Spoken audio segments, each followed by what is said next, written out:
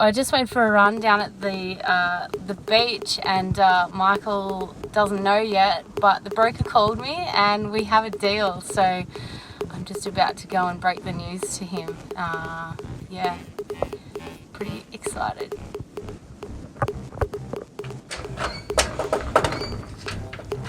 Michael. Well, I want to come tell you the news in person, but Brett just called me and No? Really? Deal. Wait on the phone!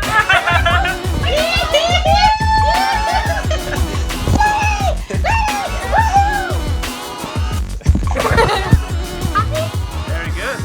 Your face. My phone's all fogged up on the other camera, so I couldn't film you. You were devastated. Yes! We have a boat. Sold my car and got a boat the same day. Good trade. Oh. Very good. Yes! So Michael called the broker straight away and thanked him for his help. By the time I'd gotten out of the shower, Michael had organised a surveyor and haul out for the following Tuesday. We'll chat to you soon. See you, mate. Bye.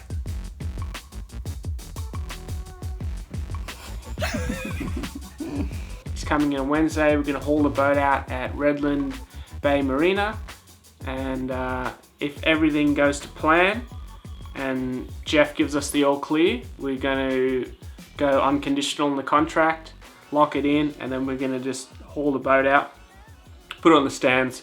Got to get the anti-fouling done. We're going to redo the rigging. There's a few windows to seal and little bits and bobs. Pay the money, and that's it.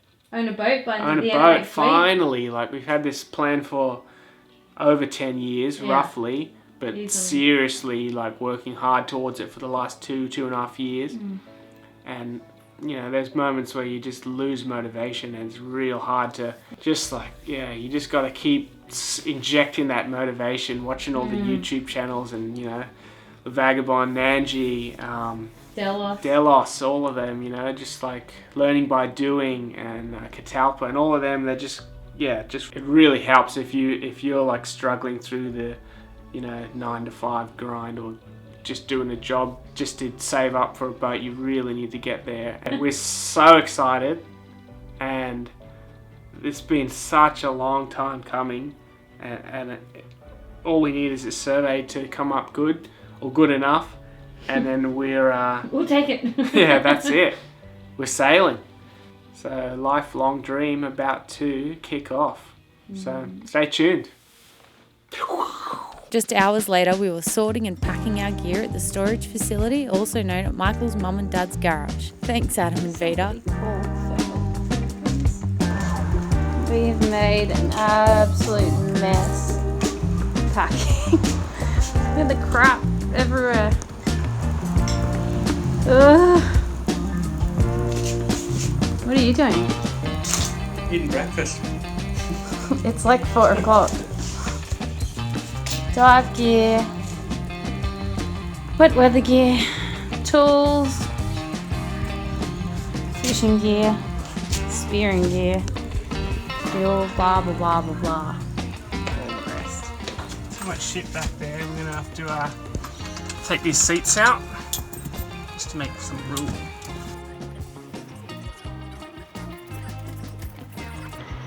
What do you reckon? You think all of this shit, Jess? It's gonna fit into that car? No idea. It'll be fine because we're gonna cut the handles of our toothbrush. It was a pretty surreal feeling. It was finally happening after all of these years. Travelling the world on a catamaran had been one of the earliest dreams I can remember as a kid. So it was pretty early on in our relationship that we'd started talking about buying a sailboat. We'd tossed up the thought of buying a cat in the US about 10 years ago when the dollar was much stronger. But we were intimidated by the fact that we knew nothing about sailing. Not much has changed, but we're much more confident in the ocean now. Well, we got it all in. I can't believe it. There's still the swag to put on the roof, but that's not going to come on the boat, obviously.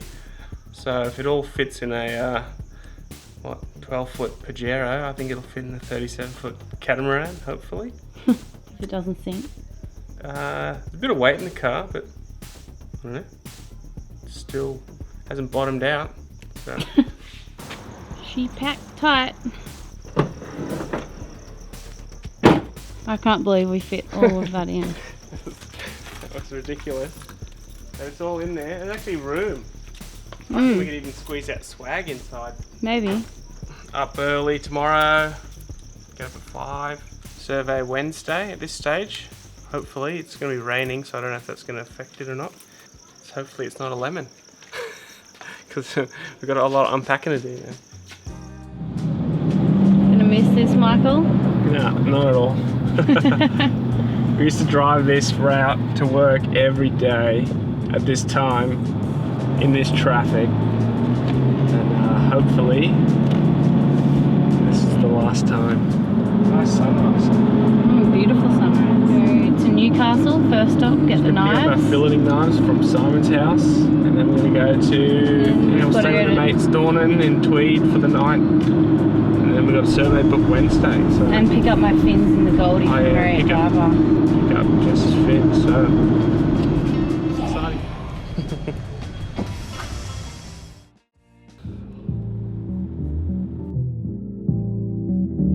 What's today, Michael?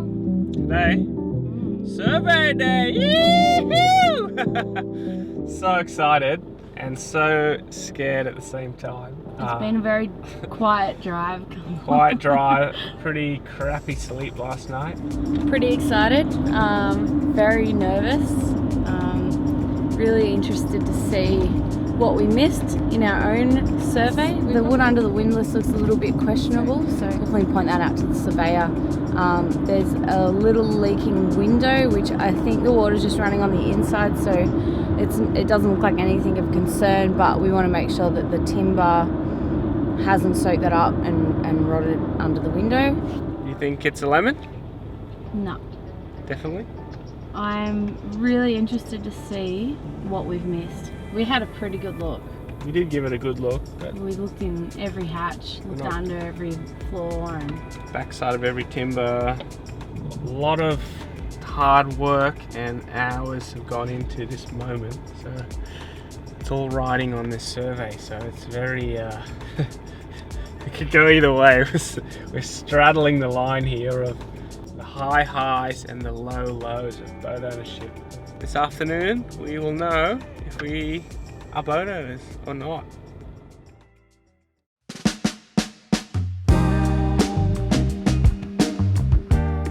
we met the broker and the surveyor at the house where the boat was kept. The surveyor, Jeff Cruz, was straight into it.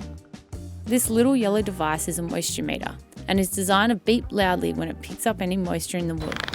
It's pretty encouraging. Nothing around any of that. Moisture always look for those telltale signs in the telegraphing of the weave, and Yeah, the you weave. see a Welly's Cove. Exactly right. You know yeah, who yeah. built this one? I don't know the guy, but I think he's like an easy owner. They're just one-off builder, but he's built 3. This was his 3rd.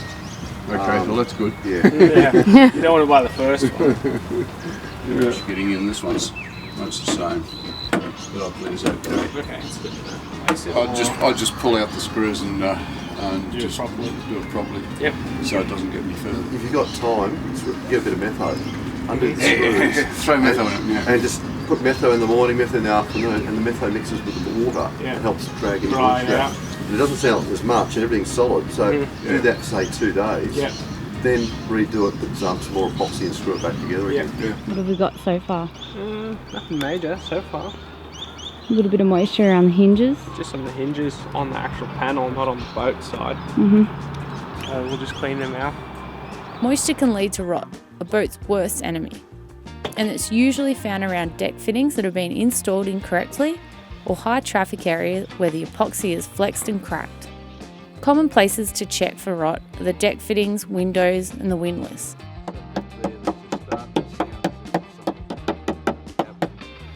And so what would you recommend? You'd reckon undo I'd windlass out? take the whole winch off. Yep. It's okay around these. It's only in that sort of area. So Uh-huh. it's probably just getting in around the either the bolts or the cutout. Yep. And just check it out. Once you've got it over, you might actually sand it into that area that sounds a bit different. See if there's anything happening there. Just take the glass off. Pretty good review. Pretty good. Got a few little A few little readings around the winch there. We'll have it hauled out for about a week, so that's a good chance to be able to do all the drying out and stuff like that. Yeah. Well, hopefully, because it'll never rain while you're out. And you can see around that window. See how the sealant's disappearing? Yeah. If you can avoid the screws, so much the better. Yeah. So you think take them all off, Epoxy, or dry it fill out. the holes, and then just Yeah. get that tape. Yep. Yeah, you might like to sort of drill around some of those holes and see if there's any dampness in the timber. You won't really be able to feel it. Yeah. Quite often people say, oh, I drilled it all out and there was nothing wrong with it.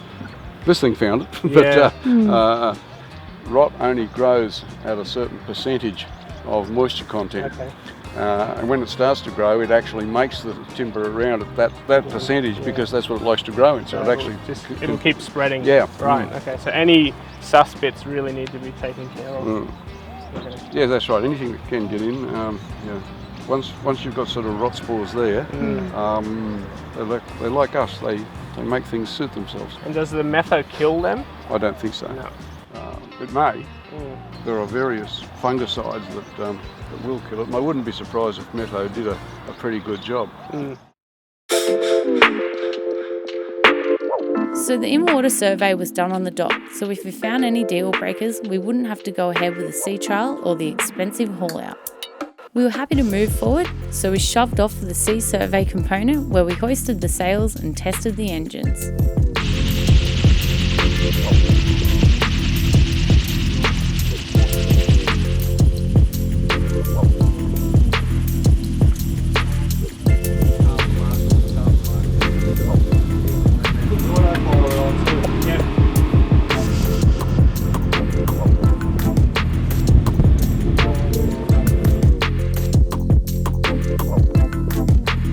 Once again, we were happy to go ahead, so we made our way to the marina for the final out-of-water survey, where he would check the bottom for any issues such as repairs, leaks or rot. Getting into the marina was only possible at high tide and made for some interesting navigation in unfamiliar shallow waters. Not only that, but one of the engines wasn't going into reverse and the other had spun a bush, giving it no propulsion.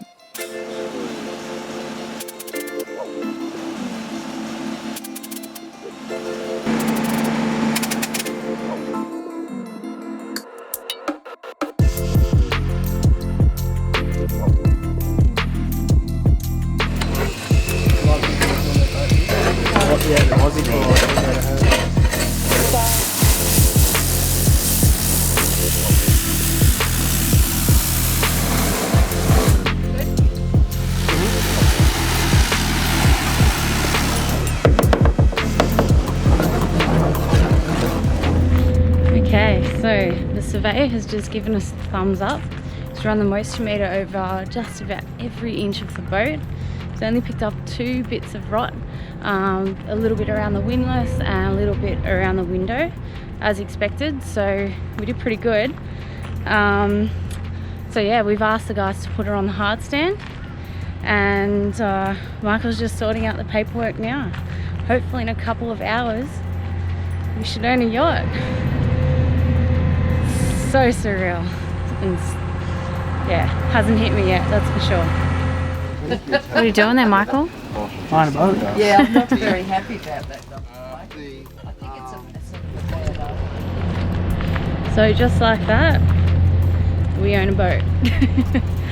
Pretty crazy.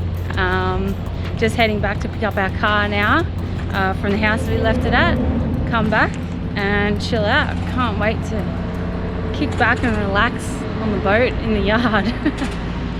Oh, this is, yeah, what a day.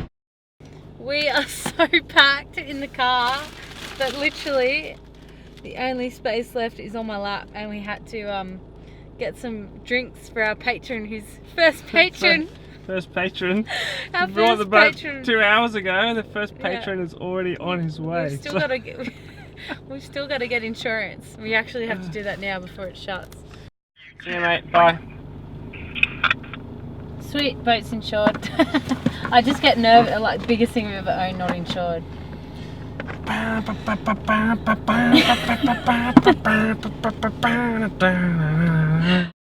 Yeah, I was in there and they had that song. That's the way you want it.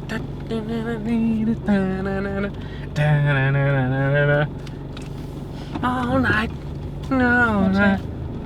It just hit me and I was like, oh my god, I just bought a boat. It definitely hasn't hit me. I think maybe when we go back and start like Probably hit me. unloading and stuff. Look at this. Hey, this is our expensive new garage. Make sure it's high enough. You just go give in me the back.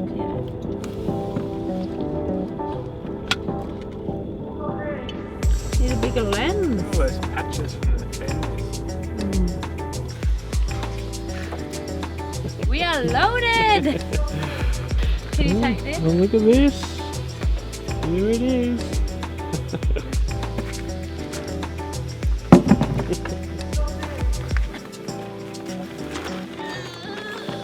Jeez, I managed to put a bit in that.